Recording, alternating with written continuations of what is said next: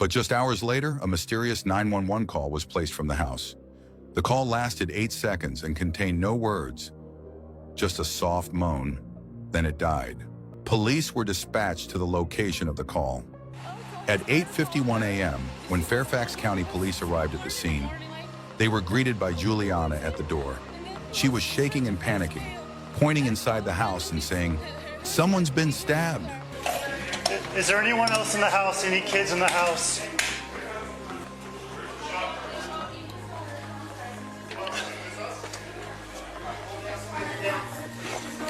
Hey, Paul, or Jose. You got that. You got that. A 4-year-old girl was found in a basement, alive, silent, and clinging to a stuffed animal. All right, let's get outside, okay? Hi, Bill. Juliana then led the police into You the wanna go outside basement, with us? where the 4-year-old girl sat silently, clutching a stuffed animal, barely responding. Hey, I'm Officer Bell. Nice to meet you. Do you want to go outside with us? We need to go outside, okay? Let's go. The scene was initially treated as a violent break-in. Juliana claimed that Joseph Ryan was a stranger who broke into the house, attacked Christine, and was shot by Brendan in self-defense. Brendan, who was also present, said he had acted to protect his wife and child. Christine Banfield is a 37-year-old intensive care nurse who is described by her colleagues as dedicated, calm, and principled.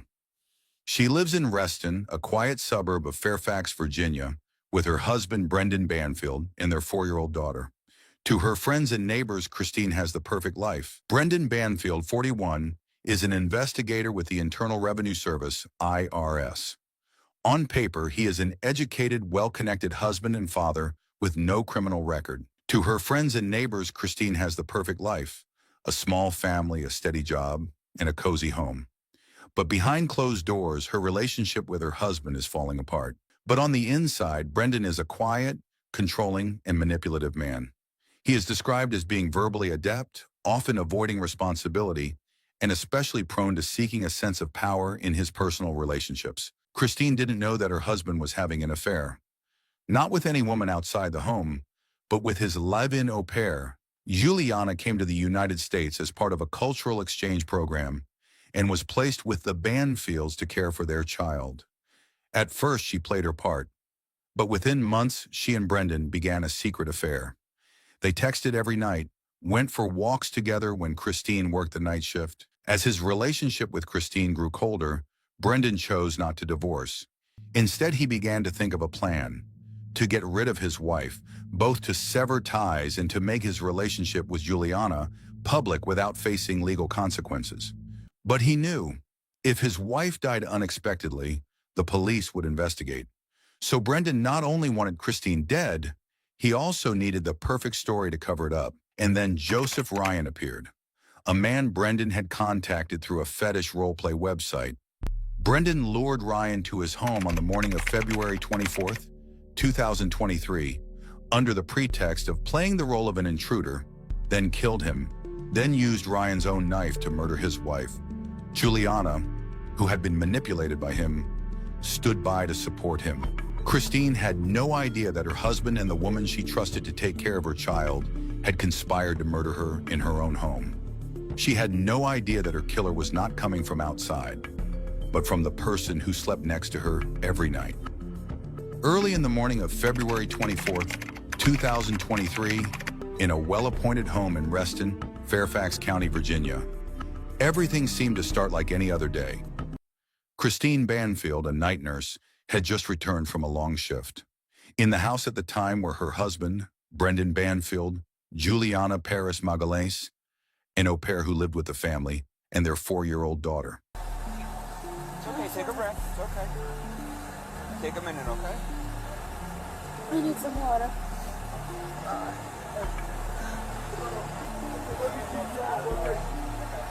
You want to sit down somewhere? The water. I was going out with the daughter. Okay, yep, she's sitting over there. And then I forgot our lunch to bring it. And I was coming back to the house to get the lunch. What the car is here? I don't know who it is, but it was was straight to voicemail, so I couldn't talk to her. Then I called Brendan, her husband. Okay. And then he said, wait for me, I'll go there. Don't go inside. And then he came back here. And we went inside. And then we went upstairs first, and then I went to see what's going on. And I heard the guy was, I don't know who.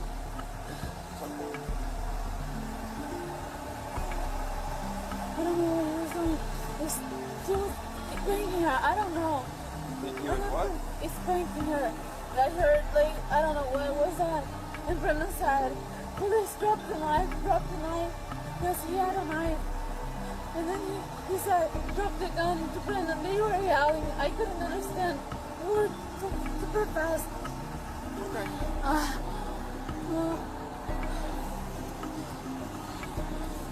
However, the details began to fall apart.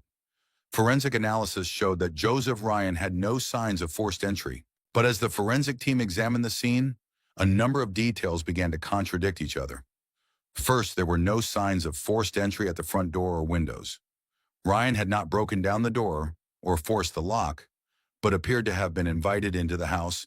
Second, the knife used in the crime was the one Joseph had brought with him, but traces of blood on the handle only contained DNA from Christine and Brendan. Second, Christine's injuries did not indicate that she had been attacked by Ryan, but by someone standing behind her, using force in a manner that she knew and approached closely. In addition, the knife used to kill her was believed to have belonged to Ryan, but the handle did not have his fingerprints, only Christine's and Brendan's DNA. Juliana changed her story several times, initially saying she had witnessed it, then saying she had been asked to assist. In the recovered phone data, police discovered deleted messages between Brendan and Juliana in which they discussed roles, guns, and plans. When the team examined Juliana and Brendan's personal phones, they discovered that they had both deleted a series of messages they had exchanged in the days before the murder. However, the digital forensics experts were able to recover the data, and what they found changed the entire case. In the messages, Brendan and Juliana discussed a role-play plan, which included someone playing the intruder, props, and making sure everything looked real. Police determined that Joseph Ryan had been invited to the home on purpose through a fetish website where users search for role-playing games. Juliana was believed to be an accomplice, possibly even pulling the trigger to create a fake gunshot wound. A double murder, carried out by the husband and the nanny, was cleverly disguised as a break-in. But every step, every bloodstain, every childish word revealed everything. At this point, the focus was on Brendan, but the real turning point came when investigators interviewed Christine's 4-year-old daughter. In a videotaped interview designed for young children, the girl said, "Daddy hurt Mommy." Juliana screamed. Mommy was still. The simple statement cut through the facade Brendan and Juliana had built. Juliana was arrested first, and after a lengthy struggle, she pleaded guilty to manslaughter in exchange for a reduced sentence. In return, she gave a full confession, admitting to knowing about the plan and firing a shot at Joseph Ryan at Brendan's request to create a fake crime scene. Meanwhile, Juliana Perez Magalois, after a period of detention and interrogation, accepted a plea deal. In January 2024, she appeared in court and pleaded guilty to manslaughter. In exchange, she received a reduced sentence. On September 16, 2024, Brendan Banfield was arrested by police at his workplace.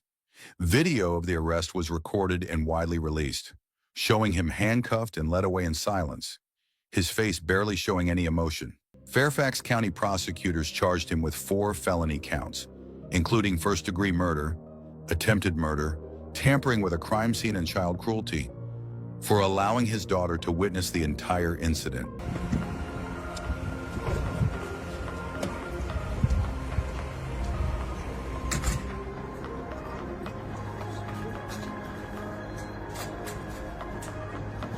In a court video, Juliana stood before the judge, tearfully confirming that she knew Brendan's plan, had shot Joseph Ryan as requested, and had remained silent out of fear and blinded by emotion. Of the 4-year-old girl's testimony as legal evidence. If you just want to In tell this me quickly interview, what happened. the child describes her father hurting her mother lying still, and Miss Juliana screaming. An innocent yet cruel account that reveals the entire plan. The public watched the trial with shock and outrage. National media called it one of the most elaborate family murders in Virginia in the past decade. Legal analysts described Brendan as an extremely dangerous manipulator and saw Juliana's cooperation as a crucial turning point in the delivery of justice. In their final statement, they said, "We have not only lost our daughter, but we have lost our faith in our son-in-law, who was once part of our family."